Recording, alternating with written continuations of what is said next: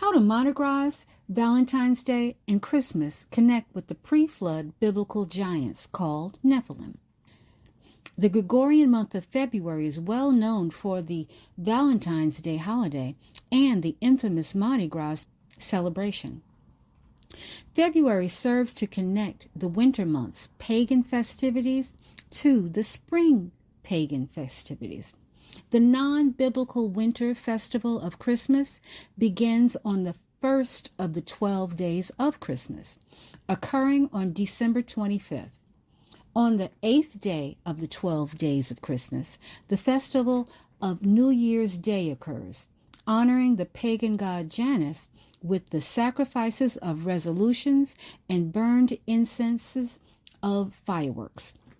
The last day of the 12 days of Christmas closes out on January 5th. Those 12 days of Christmas lead the masses into the next riotous season of worship, which begins 12 days after Christmas, beginning on January 6th, which is called Epiphany in Catholicism. Carnival begins exactly 12 days after Christmas and ends on Mardi Gras, which is always 47 days before Easter. Carnival does not refer to a specific day. It lasts for over 1 month and ends with the Mardi Gras or Fat Tuesday celebration. This year in 2024, Carnival's dates are January 6th through Tuesday, February 13th. The actual phrase Mardi Gras in French means Fat Tuesday and is the last day of lewd, riotous actions before the following day, which begins Catholic Lent, known as Ash Wednesday, a time of supposed fasting and sorrow. Ezekiel 8:14 speaks about this supposed fasting and sorrow that was dealt with in the scriptures. Then he brought me to the door of the gate of Yah's house, and behold, there sat women weeping for Tammuz. Valentine's Day is part of the Carnival festival. Valentine's Day is said to originate from the fertility festival called Lupercalia, honoring the Roman pagan god of lust, aka Cupid or Eros. During the festival, participants were struck with straps of goat skin which granted fertility. These straps of goat skin were called februa, which is the origin of the month February's name. Valentine's Day falls usually before Mardi Gras, but this year it falls on the first day of the Lent celebration. Carnival means farewell to flesh. Mardi Gras is the final day of Carnival and considered to be the last day for indulging in the pleasures of the flesh before Lent begins. Carnival is known to be the modern version of the ancient Roman festival honoring the pagan god of wine, Bacchus, where the participants engage in drunken, lewd, and riotous behavior. The Carnival celebration is also known for the wearing of extravagant costumes, tall stilts, and oftentimes ghoulish masks. Here is where Carnival and Mardi Gras celebrations connect with the pre-flood Nephilim giants. The Nephilim giants are the 200 angels that were sent from heaven to earth to help guide mankind. We can pick that up in Genesis 6:2. That the sons of Yah saw the daughters of men, that they were fair, and they took them wives, all of which they chose. When the sons of Yah came in unto the daughters of men, they bare children to them. These angels and their actions were actually the cause of the great flood. Jubilees chapter 4, verse 22 through 24. And he testified to the watchers who had sinned with the daughters of men, so as to be defiled with the daughters of men. And Enoch testified against them all. And on account of it, Yah brought the waters of the flood. In addition to these angels fathering angel and human hybrid children, they also told spiritual secrets to certain humans. These secrets gave power and prestige to those humans over other humans. Enoch, chapter 69, verse 8. And he taught them all the secrets of their wisdom. Many ancient nations told mythological stories which were fictionalized but were actually based loosely on the horrendous exploits of these Nephilim giants and their angel fathers. These Nephilim giants killed and abused both people and animals. Enoch chapter 7, verse 12 from the R. Lawrence translation. Whose stature was 300 cubits, who consumed all the acquisitions of men, and when men could no longer sustain them, the giants turned against them and devoured mankind. Filled with fear and the desire to learn more secrets, the humans began to worship and offer human sacrifices to both these giants and their angel fathers as gods. Enoch chapter 19, verse 1. And Uriel said to me, Here shall stand the angels who have connected themselves with women, and their spirits, assuming many different forms, are defiling mankind, and shall lead them astray into sacrificing to demons as gods. Even after the flood, mankind continued to seek after the Nephilim and angels as gods for powers and favors with offerings and with sacrifices. Jubilees 8, verse 3 and 5. And he found a writing which former generations had carved on the rock, and he read what was thereon, for it contained the teaching of the watchers. And he wrote it down and said nothing regarding it, for he was afraid to speak to Noah about it, lest he should be angry with him on account of it. Nimrod, the evil architect of the Tower of Babel, was one of the first people after the flood to be a great worshiper of the evil angels and the Nephilim. Genesis chapter 10, verse 9 and 10, and Genesis chapter 11, verse 4. Nimrod, the mighty hunter before Yah, and the beginning of his kingdom was Babel. And they said, Go, let us build us a city and a tower whose top may reach unto heaven, and let us make us a name.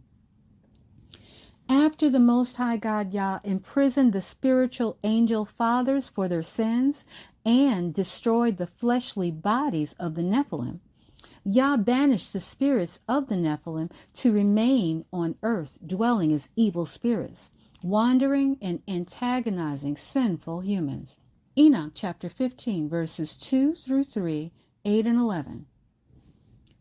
And go, say to the watchers of heaven, Wherefore have you left the high, holy, eternal heaven, and laid with women, and defiled yourself with the daughters of men, and taken to yourself wives, and begotten giants as your sons? And now the giants who are produced from the spirits and flesh shall be called evil spirits upon the earth, and on the earth shall be their dwelling. And the spirits of the giants afflict, oppress, destroy, attack, do battle, and work destruction on the earth, and cause trouble. They take no food, but nevertheless hunger and thirst, and cause offenses. These spirits shall rise up against the children of men and against women. Many festivals and religions today still promote the gaining of favors and secrets from these evil spirits or Nephilim. The carnival festival, especially Mardi Gras, involves the invoking of these evil spirits through channeling these demons. Participants dress up to look like demons while performing ritual tasks to invoke the spirits of the demons, so that they can become possessed by or make contact with the demons to gain power. Sadly, most participants are unaware of the actions that they are taking part in, while those that do know and actively seek possession perform their rituals amidst those that are unknowing. However, knowing or not, the act of wearing the demon uniform or costume while committing the associated ritual provides a direct opening for demon possession, voluntarily or not. This is also the same history of Halloween. We are often told that historically people dressed up in Halloween costumes to scare away demons, but this is untrue. Once again, this ritual, with all its trappings, invokes demon possession. During Mardi Gras, it is common to witness participants walking down the streets on stilts, dancing in costume.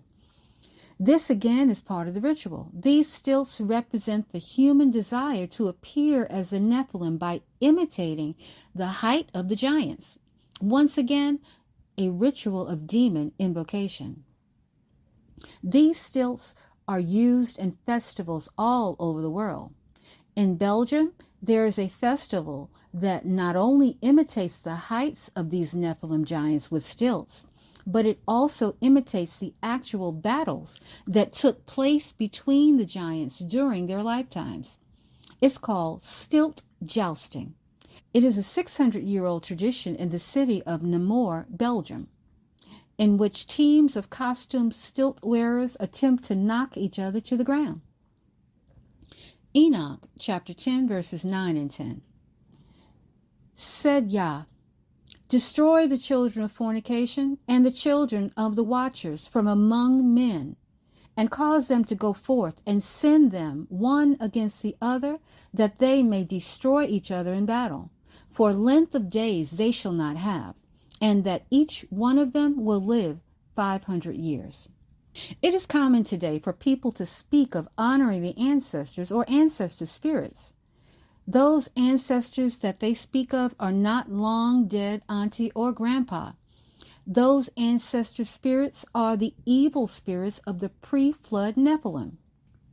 A major part of the carnival festival ritual that is performed away from the festivities, usually at work or at home, is the eating of the king cake.